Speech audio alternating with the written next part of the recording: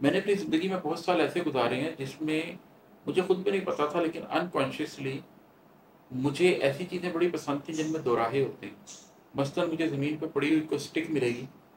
جس میں ایک شاخ ہوگی اور اس شاخ سے آگے دو راہ پھوٹ رہا ہوگا، تو میں اس کو اٹھا لوں گا، مجھے بڑی فیسینیٹ کرے گی، مجھے بڑی خوبصورت لگے گی۔ نبی کریم صلی اللہ علیہ وسلم کی ایک حدیث ہے کہ جو حدود اللہ ہیں وہ ایک چراگاہ کی طرح ہے، تو جو اس چراگاہ کے کناروں پہ جا کے چرتا ہے وہ لازمی کنارے کو پار بھی کر لیتا ہے۔ اگر آپ کے پاس جانور ہوں اور وہ آپ کے کھیت میں چر رہے ہوں تو جو جانور کھیت کے سینٹر میں چل رہا ہے وہ بچا رہے گا، لیکن جو کھیت کے کناروں پہ جا کے چل رہا ہے وہ یقیناً دوسرے کے کھیت میں بھی منہ مارے گا، وہ یقیناً دوسرے کھیت میں بھی چلا جائے گا۔ بسم اللہ الرحمن الرحیم۔ ایک اور غزل آپ کے ساتھ ڈسکس کرتا ہوں۔ اس کا مطلب ہے کہ تم جو کہتے تھے کہ پھولوں سے بہل جاؤ گے، تم جو کہتے تھے کہ پھولوں سے بہل جاؤ گے، سوکھے پتوں کی طرح دل کو مسل جاؤ گے۔ زندگی میں آپ کو کبھی ایسے لوگ بھی ملتے ہیں کہ آپ کو دیکھ کر لگتا ہے کہ آپ ان کو ایک پھول دیں گے تو یہ اس سے پھیل جائیں گے، اس لیے کہ آپ کے دل میں ان کے بارے میں شگفتہ گمان ہوتا ہے۔ آپ کے دل میں گمان یہ ہوتا ہے کہ یہ وہ شائستہ، یہ وہ خوبصورت لوگ ہیں جو پھول کی مہک کو بھی انجوائے کریں گے، اور وہ پھول سوکھے گا بھی تو شاید اسے کتابوں میں رکھیں گے، اسے سنبھال کے رکھیں گے۔ لیکن جب آپ کسی تکلیف میں ہوتے ہیں اور آپ کا دل سوکھ رہا ہوتا ہے، جب آپ تنہا ہوتے ہیں، جب آپ پیاسے ہوتے ہیں، تو ایسے وہ لوگ سوکھے پتوں کی طرح آپ کو اپنے قدموں کے تلے روند کر چلے جاتے ہیں۔ ایسا حساس لوگوں کے ساتھ اکثر ہوتا ہے، لیکن اس سے حاصل کیا ہوتا ہے؟ اس سے حاصل یہ ہوتا ہے کہ آپ کے اندر جگ شناسی پیدا ہوتی ہے، آپ کے اندر خود شناسی پیدا ہوتی ہے۔ جگ شناسی ایسے پیدا ہوتی ہے کہ آپ لوگوں کے ظاہر پر نہیں جاتے، اور اگر آپ کو کوئی کہتا ہے کہ وہ پھولوں سے بہل جائے گا، اس کا مطلب آپ یہ نہیں لیتے کہ وہ شخص پھولوں سے بہل جائے گا۔ اور خود شناسی یہ ہوتی ہے کہ آپ یہ جان لیتے ہیں کہ جب میں سوکھے پتوں کی طرح رہ جاؤں گا تو لوگ مجھے اپنے قدموں کی طرح مسل کر چلے جائیں گے۔ تو پھر غم آتا بھی ہے تو آپ سوکھے پتے کی طرح نہیں ہوتے، آپ اپنے آپ کو سنبھال لیتے ہیں۔ ایک اور شعر ہے کہ راستے دو ہوں تو کیا علم چناؤ کیا ہو، راستے دو ہوں تو کیا علم چناؤ کیا ہو، حق کو ناحق میں چنو گے تو پھسل جاؤ گے۔ نبی کریم صلی اللہ علیہ وسلم کی ایک حدیث ہے کہ آپ صلی اللہ علیہ وسلم زمین پر سیدھی لکیر کھینچ کے مٹی پہ صحابہ کرام کو بتایا کرتے تھے کہ صراط مستقیم ایسے ہوتی ہے، ایک سیدھی لکیر کی طرح۔ میں نے اپنی زندگی میں بہت سال ایسے گزارے ہیں جس میں مجھے خود بھی نہیں پتا تھا، لیکن انکانشیسلی مجھے ایسی چیزیں بڑی پسند تھیں جن میں دو راہیں ہوتے ہیں۔ مثلاً مجھے زمین پہ پڑی ہوئی کوئی اسٹک ملے گی جس میں ایک شاخ ہوگی اور اس شاخ سے آگے دو راہ پھوٹ رہا ہوگا، تو میں اس کو اٹھا لوں گا، مجھے بڑی فیسینیٹ کرے گی، مجھے بڑی خوبصورت لگے گی۔ بہت سالوں کے بعد مجھے یہ بات پتہ چلی کہ مجھے اصل میں ظاہر میں جو اس طریقے کے دو راہیں پسند ہوتے ہیں وہ اس لیے ہیں کہ میری ذات ابھی قائم ہی نہیں ہوئی، اور میری ذات اس امید پہ ہے کہ میں آگے جاؤں گا اور مجھے کوئی دو راہ ملے گا، اور اس دو راہیں میں سے میں صحیح راہ کا انتخاب کروں گا۔ پھر ایسا ہی ہوا، میں زندگی میں ایک ایسے مقام پر پہنچا کہ مجھے دو راہ ملا، اور الحمدللہ میں نے وہاں پر صحیح راستے کا انتخاب کر لیا۔ لیکن جب میں نے صحیح راستے کا انتخاب کر لیا، اس کے بعد مجھے اس بات کا احساس ہوا کہ اس دو راہے پہ کھڑے ہو کر میں غلط راہ کا انتخاب بھی کر سکتا تھا۔ اس کے بعد کچھ عرصہ میری کیفیت ایسی رہی کہ مجھے زمین پر پڑا ہوئی اگر کوئی اسٹک ایسی نظر آتی تھی کہ ایک ٹہنی ہے جو سیدھی جا رہی ہے اور اس کے آگے دو شاخیں نکل رہے ہیں، تو میں اس ٹہنی کو اٹھا لیتا تھا، اور پھر میں ان دو شاخوں میں سے ایک شاخہ چنتا تھا اور دوسرے کو توڑ دیتا تھا، اور پھر وہ ایک ہی رہ جاتا تھا روز۔ اور مجھے ایک اندر سے ایک طرح سے تقویت ملتی تھی، ایک طرح سے طمانینت حاصل ہوتی تھی اسے ایک راستے کو توڑ کر،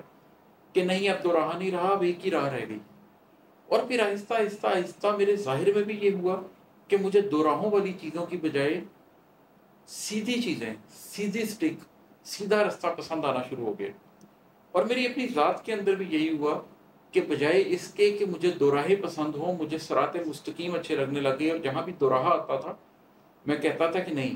اس میں سے جو مین سٹریم راہ ہے جو میں نے اپنے لیے چن لی ہوئی ہے میں نے اس پہ چلنا ہے۔ ہو سکتا ہے وہ راہ نہ ہو جس پہ دنیا چل رہی ہو سکتا ہے دنیا کے حوالے سے وہ ایک سائڈ روڈ ہو،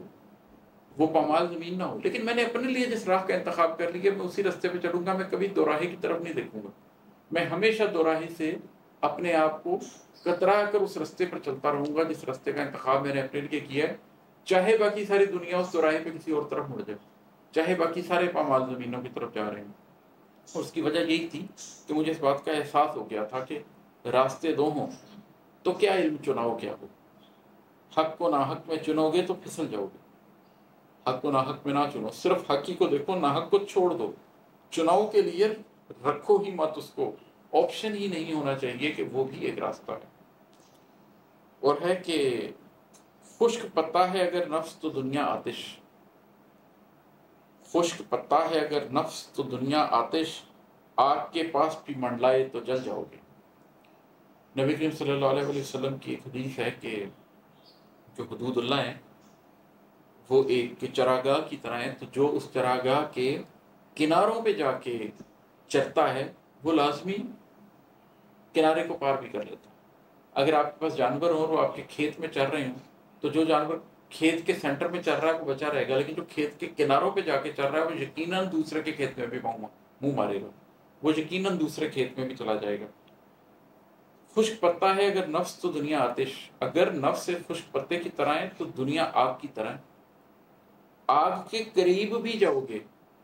تو جل جاؤ گے، خشک پتے نے آگ پکڑ لینی ہے۔ اسی طرح یہ حدود اللہ جو ہیں اس کے اندر آپ نے رہنا ہے، اس کے کنارے کے پاس بھی اگر آپ گئے تو شر آپ کو اچک لے گا، تو دور رہیں۔ یہ سمجھیں کہ آپ ایک خشک پتے کی طرح ہیں، آپ کا نفس کسی بھی وقت بھسم ہو سکتا ہے، کسی بھی وقت جل سکتا ہے، اس لیے کہ دنیا آگ لگانے کے لیے تیار بیٹھی ہے، اس سے دور رہیں۔ اپنے آپ کو یہ مت سمجھیں کہ آپ ایک ایسی جگہ پر پہنچ چکے ہیں جہاں پر دنیا آپ کے اوپر اثر نہیں کر سکتی۔ جس دن کسی شخص نے یہ سمجھ لیا کہ اس کا نفس اس مقام پر پہنچ گیا ہے کہ اب شیطان اس کا کچھ نہیں بگاڑ سکتا، وہ دن اس کے لیے شاید ہدایت کا آخری دن ہوگا، اسی دن شیطان اس کو اچک کے لے جائے گا۔ اور ہے کہ برف جذبے ہوں کہ پتھریلی نگاہیں، جس دن برف جذبے ہوں کہ پتھریلی نگاہیں، جس دن قلب سلگے گا تو تم پورے پگھل جاؤ گے۔ اگر آپ کے جذبے برف ہو چکے ہیں اور اگر آپ کی نگاہیں پتھر ہو چکی ہیں تو اپنے قلب پر دھیان دیں۔ میں جب ان لوگوں سے ملتا ہوں جو کہتے ہیں کہ اب ہماری زندگی میں جذبوں میں کوئی رونق نہیں بچی، صرف منجمد جذبے رہ گئے، صرف جم چکے ہیں۔ وہ افتخار عارف صاحب کی ایک بڑی خوبصورت نظم ہے نا، جس کے اندر انہوں نے اس پورے ایک منظر کشی کی ہے، اس کی غالباً کینیڈا کے حوالے سے ہے کہ منجمد خواب کی ٹکسال کا ہر سکہ برف، ایک ایک خواب ہر آواز ہر چہرہ برف، بڑی لمبی نظم ہے کہ ہر چیز برف ہو گئی ہوئی ہے۔ تو جب میں لوگوں کو دیکھتا ہوں نا کہ وہ کہیں ایسے مقام پر ہوتے ہیں کہ ان کے جذبے بھی برف ہو چکے ہیں، تو میرے دل میں خیال آتا ہے کہ یہ جذبے اگر تمہیں لگتا ہے کہ اب دوبارہ کبھی رواں نہیں ہوں گے تو اپنے قلب پر دھیان دو۔ اسی طرح مجھے جب کوئی ایسا شخص ملتا ہے کہ جس کا تاثر یہ ہوتا ہے کہ اس کی تو نگاہیں بھی غم سے پتھر ہو چکی ہیں، مجھے پھر یہ خیال آتا ہے کہ اپنے قلب پر دھیان دو، اس لیے کہ جب قلب کی حرارت ٹوٹتی ہے تو وہ شخص جس کے سارے جذبے منجمد ہو چکے ہیں، اس کے جذبے پگھل جاتے ہیں، دوبارہ سے زندہ ہو جاتا ہے۔ وہ شخص غموں کی وجہ سے جس کی آنکھیں بھی پتھرا چکی ہوتی ہیں، آپ دیکھتے ہیں کہ اس کی آنکھوں کے اندر سے دوبارہ سیل رواں بہتا ہے، اور اس کے بعد ان پتھریلی نگاہوں کی جگہ ایک بڑے رقیق القلب انسان کی نگاہیں آپ کو نظر آتی ہیں۔ فرق صرف یہ ہوتا ہے کہ جب اس کے جذبے پگھلتے ہیں تو جذبے جمنے سے پہلے تو صرف اس کی ذات کے جذبے ہوتے ہیں، لیکن وہ جب قلب کی حدت سے پگھلتے ہیں تو وہ پورے نسل انسانی کے غم کو سمجھتے ہوئے پگھلتے ہیں۔ اس کی نگاہیں پہلے تو اپنے دکھ کی وجہ سے پتھر ہوئی ہوتی ہیں، لیکن جب قلب کی آتش سے وہ دوبارہ زندہ ہوتی ہیں تو صرف اس کا غم لے کر زندہ نہیں ہوتی ہیں، بلکہ وہ نسل انسانی کا پورا غم لے کر زندہ ہوتی ہیں۔ تو قلب وہ چیز ہے جو آپ کے جذبوں کو بھی جگا سکتا ہے، آپ کی پتھریلی نگاہوں کو بھی دوبارہ زندہ کر سکتا ہے۔ برف جذبے ہوں کہ پتھریلی نگاہیں، جس دن قلب سلگے گا تو تم پورے پگھل جاؤ گے۔ یہ گماں ہی تھا تمہارا کہ بھلا دو گے اسے، یہ گماں ہی ہے تمہارا کہ بہل جاؤ گے۔ اس کی کیا انٹرپریشن کروں؟ اور ہے کہ تم سے پہلے بھی بہت رنج نہاں پالے ہیں، تم سے پہلے بھی بہت رنج نہاں پالے ہیں، تم بھی یہ درد رواں ایسے ہی پل جاؤ گے۔ اب میری زندگی میں کوئی غم آتا ہے، کوئی افسوس آتا ہے، تو میں اسے کہتا ہوں کہ نہ جانے کیسے کیسے رنج تھے قلب کے اندر جن کو میں نے پالا ہے، ان گنت ہے، لیکن وقت گزرنے کے ساتھ ساتھ پل ہی جاتے ہیں۔ تو اب بھی کوئی درد آتا ہے تو آدمی سے کہتا ہے کہ تم بھی بہتے پانی کی طرح ہو، تم بھی ایک رواں درد ہو، تم بھی اپنے وقت کے ساتھ گزر جاؤ گے۔ There is never the same water under the bridge, there is never the same pain in the heart. اگر آپ کا دل زندہ ہے تو روز ایک نیا غم ہے، ایک غم آتا ہے، ایک غم جاتا ہے، غم پل جاتے ہیں، غم گزر جاتے ہیں۔